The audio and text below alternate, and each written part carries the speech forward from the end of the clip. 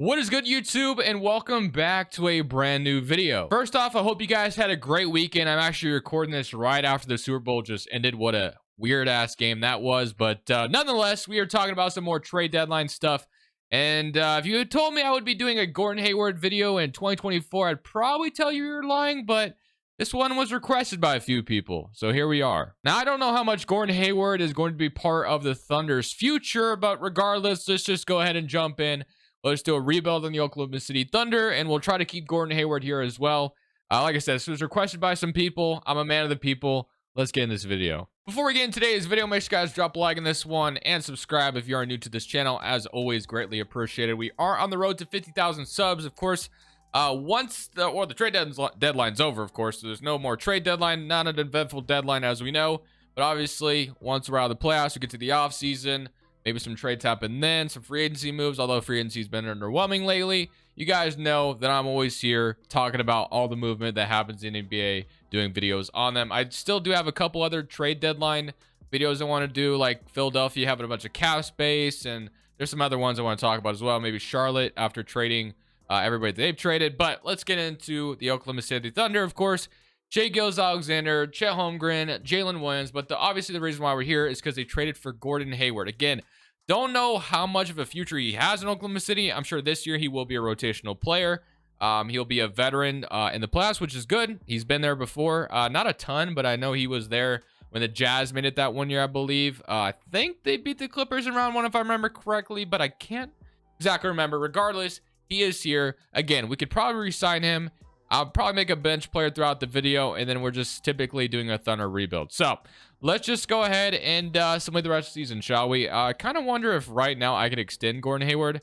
Yeah, so he's already willing to resign, so we might as well just go ahead and do so. So again, don't know if Gordon Hayward is staying in Oklahoma City for the foreseeable future, but since he is in the title of the video today, not really, he's probably not in the title, but since he is the theme of the video and reason why we're here, I'll go ahead and extend him and keep him throughout the video. I'll try not to trade him. But other than that, we're just going to simulate the rest of the year. And then I'll go ahead and put my fingerprints on what I would do with the team going forward. Because as we know, Sam Presti is sitting on a treasure chest of assets. So the sky is the limit on what we can do with this Thunder team. Today's video is brought to you by PrizePicks. PrizePicks is a player props app that's available on mobile or desktop. Football, of course, is officially over, but PrizePicks still has you covered with so many other sports. Not only do they have NBA, because that's what we're here for most part, they have esports, they have MMA, they got MLB coming up right around the corner. Lots of stats to choose from as well. The way it works, you choose between 2 to 6 players, 2 players being 3 times your entry, all the way up to 6 players being 25 times your entry. And right now, actually, right after Super Bowl, they just put a discount on the board on Kyrie Irving. So another really nice discount on the board, 50% off, 21.5 points. So if you want to go ahead and take advantage of that, use code Crushables to match first deposit dollar for dollar up to $100. It's simply you against projections. You're facing nobody else. There's a popular tab here as well. So if you want to start with PrizePicks, like I said, use code Crushables, match first deposit dollar for dollar up to $100. And the way I use PrizePicks is I actually use DGF's optimizer and correlation tool. Basically what the optimizer does, it compares discrepancies across multiple sports books. Right now there's a bunch of CSGO plays on the board. If I could find an NBA play, I will show you an example. So some of these plays aren't the best. There's no discrepancy here on Zion, but the juice is heavily on the over at minus 130 with an average of minus 135 odds. But basically, when you see a green play, which you'll usually see NBA plays up here, it means it's a good play. So basically, it puts all the good plays in front of you, has all kinds of apps to choose from as well. It's a really unique tool to use. And then they also have a correlation tool as well, which with football over, they still have hockey, they still have they have CSGO on here as well. And they just added an update where it actually gives you EV slips, which is what the optimizer is. So there's actually slips on here that you don't even have to make your own slips on the optimizer if you don't want. You could just simply use this. So if you want to check out any of these tools, all links are down in the description below. If you want to use code Crushables or PrizePicks, use code Crushables on DGF. 25% off your first month. Other than that, let's go ahead and jump back to the rebuild. So at the end of year one, Jokic is your MVP. Wemby is your rookie of the year. Russell Westbrook, 6th man. Wemby, also defensive player. Yeah, usually these are the same, so we can just go ahead and skim right through these. I have no idea where we finished. I wasn't paying attention. So All-NBA first team goes to Shai Gilgeous-Alexander, which is awesome, and we are the 3rd seed in the Western Conference. So with Gordon Hayward returning to health, they're actually starting him right away. Will he start in real life? I don't know. I doubt it. I just don't don't feel like that's what's going to happen. So I could start him for this year. Why not? I'll start him for this season. Why not? But after that, we'll change it. So let's see. With Gordon Hayward being in the starting 5, does that nerf the Thunder a little bit? And no, we are getting out of round 1. We do not get out of round 2, though. We go home to the Denver Nuggets, who obviously just won the championship last year. You got the Clippers and the Miami Heat. The Clippers go on to win the championship in 5 games. All right, let's get straight to work on what I would do with the Oklahoma City Thunder going forward. There's so many options, though, so getting this correct is not going to be easy. But first and foremost, we got to start with the draft lottery process. We have so many draft picks across multiple teams. Who knows when a pick is coming in and when it's not? Now, we do have the Rockets pick, which is actually like top 4 protected, and it looks like it's at pick number 10 right now. So it looks like we are getting the lottery pick from the Rockets, which would be nice, and maybe the Utah Jazz as well. I don't know what the protections are on that, but I'm assuming that is protected this year. So if we could walk away with the Houston pick, that feels pretty good, unless it jumps up in the top 4, of course, which it does not. We also get Utah's pick, which is pick 11. I do want to double check and see if Utah's pick is protected in real life at all. I'm not sure if it is or not. I really, truly do not know. But I know guaranteed we get that Houston pick. And then we have our own pick late in the draft. And then do we have anybody else's pick? I don't think so. But of course, next year, let's take a look at what next year looks like. Because we could, use these picks to go make a big trade. Because that's obviously on the table. But we could also just wait it out and just keep drafting through the draft. So next year, we have a lottery protected Heat pick, a swap with the Clippers, a top 5 protected 76ers pick, and then, obviously Clippers in the future as well. So, and then 10, 11, and then 26. But I do have to double check on the Jazz pick. Other than that, I will see you guys in draft night, but I'm going to double check on that Jazz pick first. And then, obviously, I should have went to staff sign, whatever. I was going to fire Mark anyway. I was going to keep him, which he still is here. And the coaching staff is pretty much filled out, which is nice. All right, so I will see you guys on draft night after I figure out if this Jazz pick actually belongs to us or not. Wow, that Jazz pick is actually top 10 protected, which means we get to keep it. So we have 10 and 11 back-to-back, and 26, of course. So we could use these picks, package them to move up if we want to. We could also just wait it out and see what falls to us. But one thing I know the Thunder definitely need, which I think a lot of people can agree with this, is we need another big in the building. Chet is like the one big that you can be confident in. I know Jalen Williams is nice and all, but I think if you can get another big to actually be pretty excited and rely upon him, that's definitely going to be a huge need for this Thunder team. So let's go ahead and jump in. For now, I'll just draft. Zachary Satcher goes 1. Very interesting. So far, this top of the draft goes, if Alex Sarr fell to my lap, I ain't complaining, but I doubt it. So he goes to the Raptors. Did not expect him to fall that far. Nikola Topic goes to the Blazers.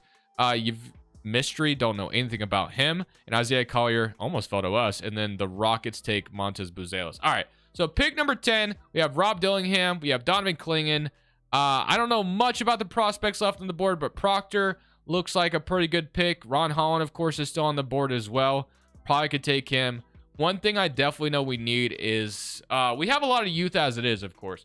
So I'm kind of thinking that we take Ron Holland here, and with his 11th pick, and then with this 11th pick, we try to get a big across the league. Now, we could just draft one, of course, but I am going to take Ron Holland here with this selection, bring in another versatile forward. So we'll take him, and then we are going to see what our options would be if we traded pick 11 for a potential role player. I don't know if there's a role player that'd be worth that. We might as well just maybe draft, but of course this team does have a bunch of young players as it is. So I'm just, going to look at the possibility. Capella makes sense. John Collins, probably not trading 11th overall pick for him. There may not be anybody that makes sense to trade an 11th overall pick for. So you know what? We're actually just going to go ahead and draft with this selection. So we're going to take Donovan Clingan here, and that will be our other lottery pick. And then we have a 26th overall pick, Ryan Dunn. We have, Tristan Da Silva. Don't know much about the guys left on the board. I'm just going to take Ryan Dunn and call it a draft. So just like that, Zachary Satcher goes 1. We got Ron Holland at 76 overall and Donovan Clingan 76 overall as well. I might have loaded a different draft class that I don't recognize this draft class, but maybe I didn't. I don't know. Maybe Joe DeComer just updated it, but it's a little different from what I'm used to seeing. But Chet, Jalen Williams, Isaiah Joe, Aaron Wiggins, and Ousmane Deng will accept all of those. Qualifying offers, Alex Sedge, Pokuševski is a free agent. If he comes back as qualifying offer, that's totally fine. Now, I want to see, we might be able to just be signed our big in free agency, which is what I think you should do. Like Hardenstein, of course, would almost be perfect for what you need. Andre Drummond, Mason Plumlee. Even if we get a big here, this doesn't totally take me out of the running of potentially getting like another big going forward. But we are going to go ahead and spend our MLE on Isaiah Hartenstein. So this actually might be cap space. So we are going to, roster's full. See, we're running into that problem already. So yeah, I'm not surprised by that. But I probably shouldn't have signed all those second round picks. That was my bad. I'm going to have to cut someone. Probably going to have to cut one of the second round picks. Tyler Koloko. Probably going to have to be you, unfortunately. And then I'm going to assume I can't really bring... I think Pokuševski was our only main free agent. But I really do... I mean, we could almost sign Claxton if we got rid of some money. Let's see. Is there any other center that'd be worth it? Duren, of course, would be worth it. But I am going to go ahead and spend money on Isaiah Hartenstein. I think he'd actually be a great addition to the team. So we're going to sign Isaiah Hartenstein. We're probably going to have to renounce literally everybody available here just because we obviously don't have the roster spots as it is. We get Hartenstein on a deal, which is nice. We're not going to be able to sign anybody else. But going into the season, Shea, Isaiah Joe, Casey Wallace, Ryan Dunn, who we just drafted 75 overall, not too shabby. Gordon Hayward, Lou Dort, and then you have J-Dub, Ron Holland, Aaron Wiggins, and then you got Chet, Hartenstein, Donovan Clingan. So yeah, a lot of depth across the board. I actually want to move J-Dub to small forward. He goes up like crazy, man. He really does. So I think we have to take advantage of that. So I'm going to move him to small forward. He's going to be our starting small forward. Josh Giddey will still be our starting 2. I would not rule out trading Josh Giddey just because I feel like his fit's kind of weird on this team in a way. Just because I feel like we could almost get somebody better potentially in the future, but we'll see. We'll see. I'm not going to just guarantee we're trading him, but Chet Hartenstein, it almost wouldn't be too bad to move Chet to the 4 and get like a legitimate 5-man potentially. Definitely don't hate the idea of that, which we could still probably do right now at this very moment if we truly wanted to. So I might explore that idea. We'll see. If that means including trading Josh Giddey, I wouldn't be opposed to it. So let me see if that possibility exists. If there's a 5 that I'm sitting here saying, yeah, or just a 4 also. I wouldn't mind just, just getting a power forward or center. I would not hate doing that right now. So for now, I just went ahead and skipped. No trades have been made at this point. We're at player progression. You have Shea up, Chet is up, Jalen Williams is up, Josh Giddey is up. So that's all really nice to see. But we're just going to go ahead and get to the deadline and just explore our options there. Probably looking to bring a big man in. Like I said, we already brought Hartenstein in for some center depth, which is great. But we have so many options on the table. Literally no one in the league is off limits. If Embiid become available or anybody becomes available, we should be able to truly pull off getting them, right? Like, that's definitely the possibility that's always on the table. Like, that's definitely a possibility. So let's take a look at what the rotation would look like going into next year. We do have to cut one person, which kind of to be expected at this point. Who do I want to cut? Those the question. It may have to be Aaron Wiggins, which I hate to do. But I don't really see any other options. So Aaron Wiggins, I'm sorry, we're gonna have to cut you. I don't love it, but I probably should have made a trade. Whatever. He's going as 4th overall. So right now this starting 5 is probably gonna be fixed because I think Ron Holland. Oh, they want to start Lou Dort at the 3. That sounds ugly. Maybe we have to play J-Dub at the 4 again for now and then just wait. We'll see. We'll see. So I'm gonna move Casey Wallace to point guard. So he's the backup point guard. He does go down in that role, but I just want to put him there anyway. So yeah, right now we don't have a starting 4 at this very moment. We also could start Hartenstein and Chet together, which I don't absolutely hate, but I think what we do for now is just slide Lou Dort and Joe Williams, just like the starting 5 used to be. So we'll do that for now. But as promised, like I said, probably going to get to the deadline and make some moves. Like, that's definitely on the table. So I'm gonna send those to the G for now. Other than that, I will see you guys definitely at the deadline. We have to explore the options at the deadline. There's no reason not to. So many assets, so many possibilities. We got to see if we can get somebody really good at the deadline with all the assets we have. It all depends, of course, who is available at the deadline, though. So we are at the trade deadline as we're 39-12 in the season. Things are going very, very well. One thing I want to go ahead and do and see what our asset is, what our assets are looking like. So this Slaughter Protected Heat pick, not very good. This Clippers pick, very, very good, which I kind of figured would be the case. 76ers pick, not good. Clippers pick, 2-star. Our pick, 1-star. So that Clippers pick is our main asset at the moment. It's 3.5 stars, assuming the Clippers are not very good. So we could do our best to hang on to that pick. I would only move it in a scenario where I feel like the player we're getting would be worth it. So I want to explore the options. We're going to see what the options are. So we're contending, obviously, not making any moves. Timberwolves are contending, so no one there is available. Blazers, they have like Shaden Sharp, but no one I'm really looking to go get. The Warriors, bring Steph Curry over here would be funny. Kuminga, of course, is a nice piece, but Wizards got Kuzma if we want to bring in Kuzma. Philadelphia, they're buying. They're very good. They're not making a move. Giannis.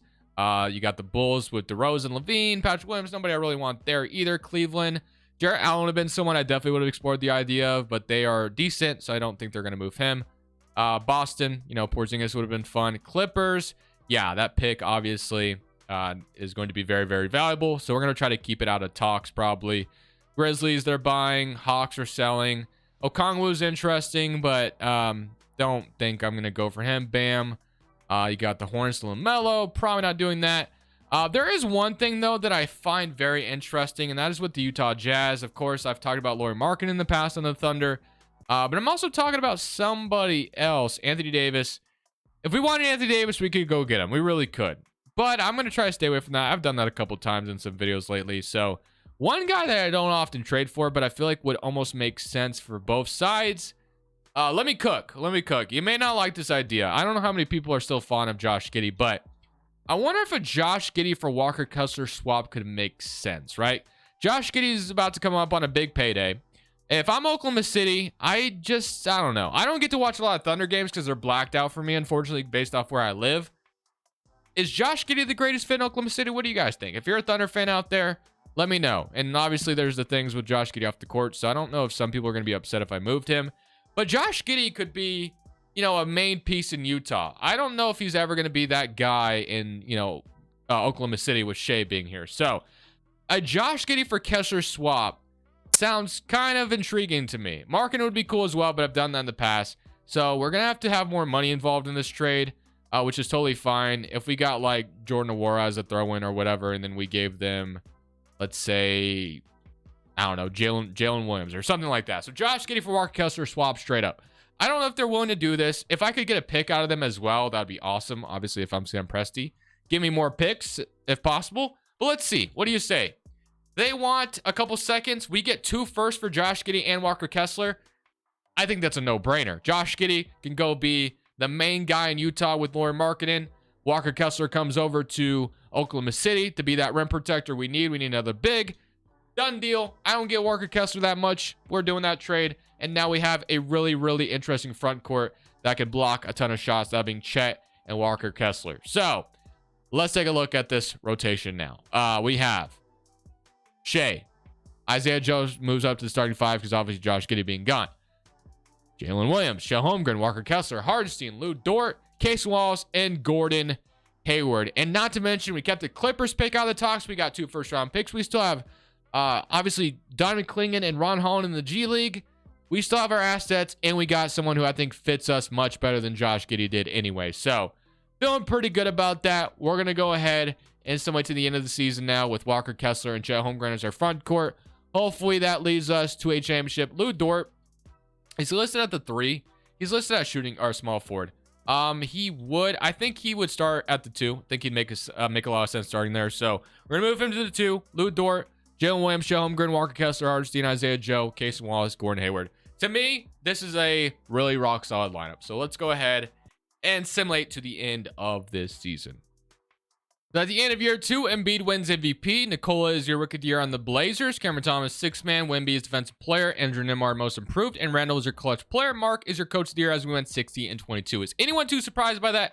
Probably not. Shea wins it, or he makes All-NBA first team. Doesn't win MVP, obviously. All-NBA third team. All-defensive first team makes it there as well. All-defensive second team. So we are the first seed in the Western Conference. If we take a look at the player stats, you got 28 from Shea, 20 from Chet, 17 from J-Dub, 14 from Isaiah Joe, 13, 10, and then 8.5. So very, very nice across the board. Let's see how these playoffs are about to go. I'm assuming we get out of round 1. We get to play the Warriors, get Steph Curry, Clay, Moody, Kuminga, and Trace Jackson Davis. Somebody current round against the Warriors. We are going to beat them in 5 and now against the Pelicans. So we did lose last year in round 2. Hopefully, we can find a way to win this one to get to the Western Conference Finals, and we do. We get to play a Minnesota team that's been pretty good in their own right this year, and a very young up-and-coming team as well with Anthony Edwards, who I'm a big fan of. Another team that I can't watch because League Pass blacks them out. Denver, Oklahoma City, Minnesota games, cannot watch them unless they're on like TNT or ESPN, of course. But someone in current round against the Timberwolves to get to the finals, and we are going to beat them in 7, a very close matchup, but now we get the Miami Heat. So a rematch of the finals from whatever year that was that 2012? I don't know. That's probably the wrong year. But of course, Oklahoma City, Miami played each other in the finals a long time ago. Game 1, 1-0. Game 2, they even it up. Game 3, 2-1. Game 4, 3-1. And we are going to beat them in 5 to win our first championship of the video. But, of course, we have that Clippers pick. I want to see what that becomes. And then I also want to see what Ron Holland and Donovan Clingan can do in our rotation. So we're going to go at least one more season on this. Let's go to the lottery and let's see where this Clippers pick ends up. It's projected to be top 3. If it gets number 1, we get to draft Cooper Flag. I may just walk out of the room and Utah gets it. Damn, I was about to... Oh, we dropped to 6. Damn, I was about to say 6. And then we have 27, 28, and 29. Now, obviously, probably not going to be able to draft with all these picks. We're just not going to be able to. It truly... If you're Sam Presti, this is where I have no idea what I'm about to do with these picks, because I can draft with all these picks, but I can't sign every single player. You just can't. I don't know who we'd all lose, but yeah, we're not going to be able to just draft every single player with that pick. So what we probably have to do is move up to like a top pick. That's what I would try to do. That's 1. We have 3 second-round picks. We're literally not. I'm just going to trade these 3 second-round picks for future picks in the future right now. Literally. I mean, that's just gonna have to be what we do right now. So does anybody have a bunch of seconds in the future somewhere? Like the Hornets, you want to take some seconds, and I'll take some of your seconds in the future, because we're not gonna be able to use these picks. They say no. I'll take 2 seconds off your hands for 3 seconds. All right, so we got that done. And now we have 6, 16, 27, 28, and 29. So first and foremost, I think we package 16, 27, 28, and 29 to move up into the top 10 if possible. So let's do that right now. So we're going to draft another young player to this team. Number 4 might be a little too steep, but like number 11, I'm going to try a top 10 though first. So does anybody want to give me like the 9th overall? Like 7. Let's say we can get to 7. So let's say we offered 16, 27, 28, and 29 for 6, or for 7, I should say. They say no. Probably could throw a player in here as well. Maybe we throw Ryan Dunn in here. At this point, I'm just trying to move up in the draft, and we'll do that, and we get to 7. So that opens up a roster spot. Of course, we do want to keep Mark here. We just want a championship with them. So, again, as far as what Sam Presti is going to do with these picks, it's kind of over my pay grade. I have no idea. Like, I probably just did the wrong thing with them. But, you know, I had to do something. So, we got our coaching staff completely filled out. Let's go to draft night. And let's draft with 6 and 7 and see what we're getting. So 1, of course, Dylan Harper. Okay, Cooper Flag is going to Chicago. That's a much-needed player that the Bulls need after not making a move at the deadline. Joel Howard, and then we could take like Florin, which is another big. We can take Carter Bryant, just a couple of projects at the end of the bench. That'll probably be our draft. So Arizona forward and a nice big for the future, 75-75. 2 guys can go to G League and gives us more assets for the future. So gonna accept all of these qualifying offers. And then I'm assuming we don't have any free agents to worry about. No. So no free agents to worry about. And we're not signing anybody. We're good. So we got Shea, Casey Wallace, Isaiah Joe, Lou Dort, J-Dub, Jordan Nwora, Carter Bryant, Ron Holland, Chet, and then, yeah, Donovan Clingan, Hardenstein. So many different players here. Let's go to player progression. Curious to see where Ron Holland and Clingan go up to after going to the G League. So you have Isaiah Joe up to a 79, Clingan up, and then Ron Holland, is all the way up there in the 80s. So, of course, these guys are definitely going to enter rotation. Probably going to have to mess with some things here. So, probably going to have to move, like, someone to the 3. Ron Holland is probably going to come off the bench. That's fine. Clingan, though. Actually, what we can do, can Ron Holland go up at the 3? He stays the same. I think we move Clingan to the 4, who go down, which is fine. But I think that's what's going to make the most sense. Ron Holland backing up J-Dub, Chet, Donovan Clingan, and then Hardenstein, Walker Kessler. That works for me. And yeah, so that's probably what we'll do for one more season. So we're going to run it back for another year, trying to win our 2nd championship in a row. Unfortunately, that pick did not turn into Cooper Flag, that Clippers pick. Still turning a couple good players for the future, though. There's just so many young players here. Not going to be enough time to develop all these guys, but I won't have to worry about that today because I'm not going 10 seasons into this thing. Let's go to proficiency. 4.5 would have been nice if we were a 5-star, but Shea, Lou Dort, Jalen Williams, Chet, Walker Kessler, Casey Wallace, Hardenstein, Ron Holland, Isaiah Joe, and that leaves Clingan out of the rotation completely, which kind of sucks, but it's all good. So I'm going to go ahead, simulate to the end of this season. Hey, if we can win 70 games this year, that'd be cool, but I highly doubt it. We'll see if we can go win a championship, though. That's what I'm mainly concerned about. So another year where Mark Daigneault wins Coach of the Year. Now, we didn't get 70 wins like I thought we maybe could, but Shea does still make an All-NBA second team, which is nice, and makes an All-Offensive first team.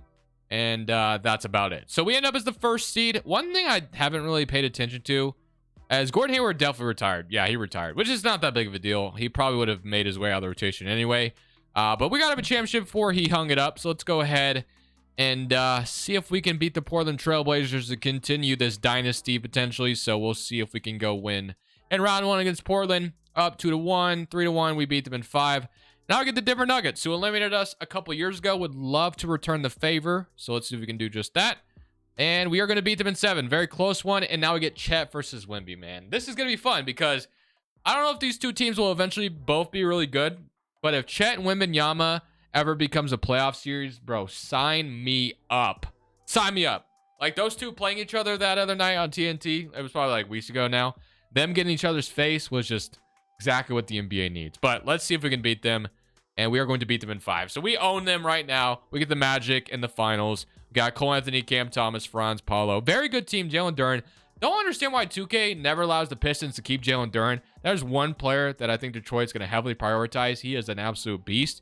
But regardless, that's neither here or there. Game 1, Game 2, Game 3. We're going to smoke the Magic. And just like that, we win our second championship of the video. Gordon Hayward's gone. We accomplished what we wanted to accomplish. We get 2 championships. I will take that. I hope you guys enjoyed the video. Oklahoma City, of course, set for whatever they want to do. The table is set for them. Sam Presti has so many options. They're already a really good team as it is. And I wouldn't be surprised if Josh Giddey was eventually moved in like a big trade potentially. We'll see, though. Hope you guys enjoyed the video. Thank you guys for watching. As always, I'll see y'all in the next one. Comment down below if there's any other idea you guys had. This is Crushables. I'm saying peace. Thank you guys so much for watching. Make sure you click here to watch another video that I know you'll love.